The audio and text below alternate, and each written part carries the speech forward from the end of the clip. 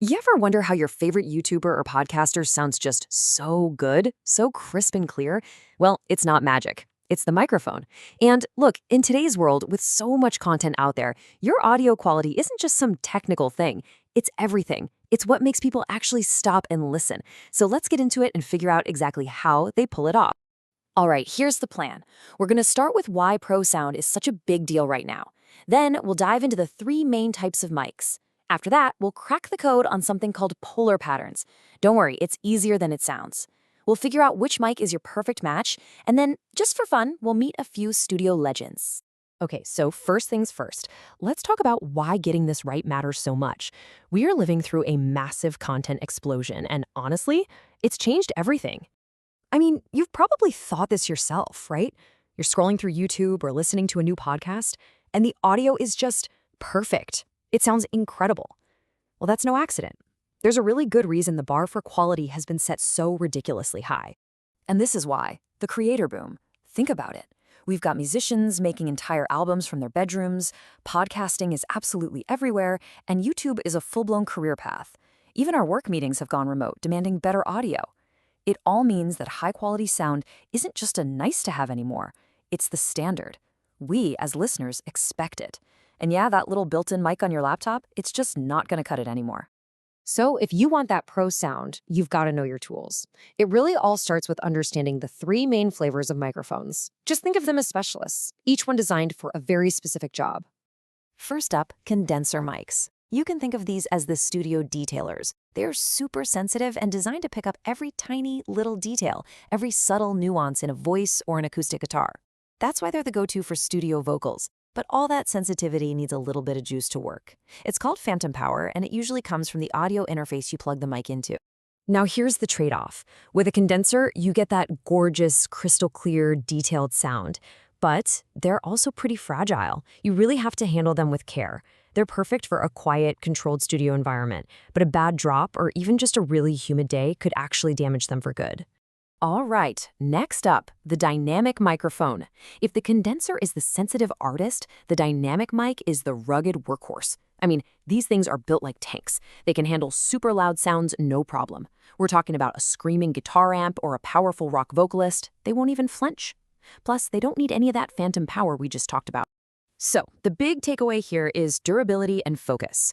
Dynamic mics are incredible at ignoring background noise and sound coming from the sides. This makes them perfect for a live stage or maybe a room in your house that doesn't have any sound treatment. The only downside?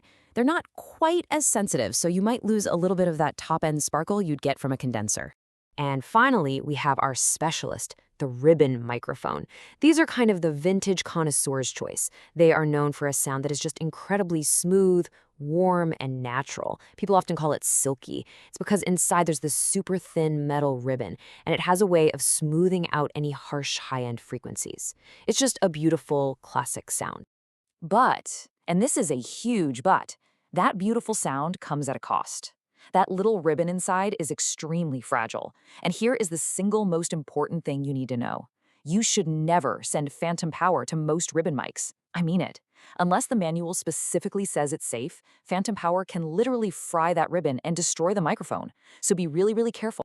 Okay, so now we know the three main types of mics, but knowing what they are is just level one. To really get good at this, you need to understand how they listen to the world around them. It's time to learn their secret language. See, a microphone doesn't just suck in sound from all directions equally. It has a specific area of focus, a direction where it's listening the hardest. And that focus area is what we call its polar pattern. Okay, there are really three main patterns you need to know. First up is cardioid. It's kinda heart-shaped. It hears what's right in front of it and ignores what's behind it. For most podcasters or streamers, this is the one you'll use 99% of the time.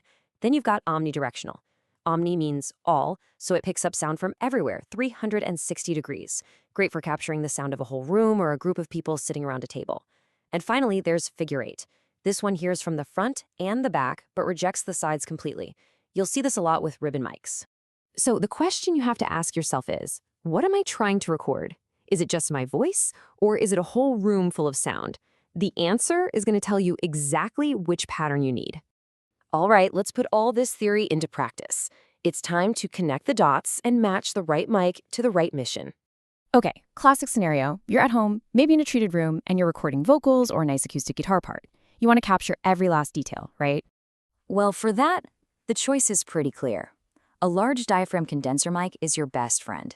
Its sensitivity is exactly what you need to pick up all that nuance and detail in a quiet space.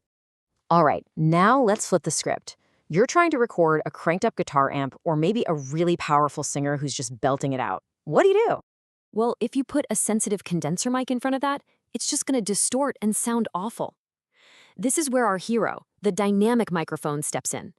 It's designed to handle super high sound pressure levels, that's SPL for short, and it'll give you a punchy, focused sound that doesn't fall apart. So we've talked theory, we've talked practical uses. Now let's have some fun and meet a couple of actual legends. These are the mics that have shaped the sounds we all know and love.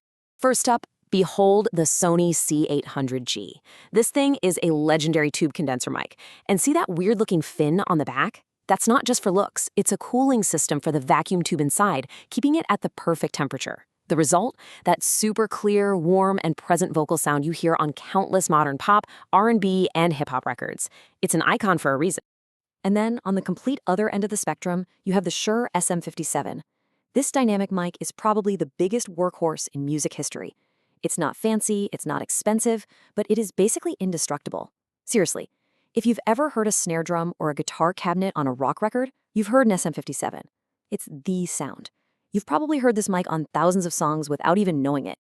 So there you have it. You know the different types, you understand how they listen, you've even met a couple of legends. A microphone isn't some big mystery anymore. It's a creative tool. It's your first decision in crafting your very own sound. So the only real question left is, what sound are you going to capture?